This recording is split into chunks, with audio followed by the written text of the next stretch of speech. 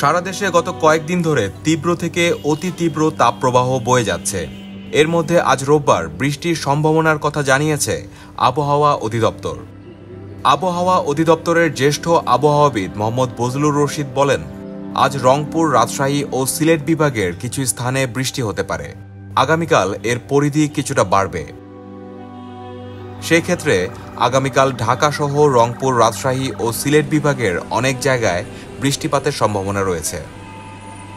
তিনি আরও বলেন, আজ সারা দেশের তাপমাত্রা প্রায় অপরিবর্তিত থাকলেও আগামীকাল থেকে এর মাত্রা কমে আসবে।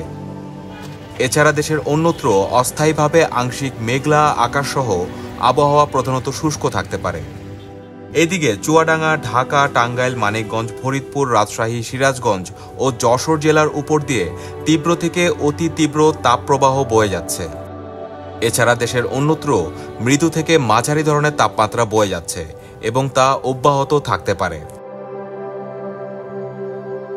বান্ডেল থাকলে প্রতি সেনমানিতে টাকা বাঁচবে। বিকাশ সেনমানি বান্ডেল কিনে জিতুন প্রতি লেনদেনে।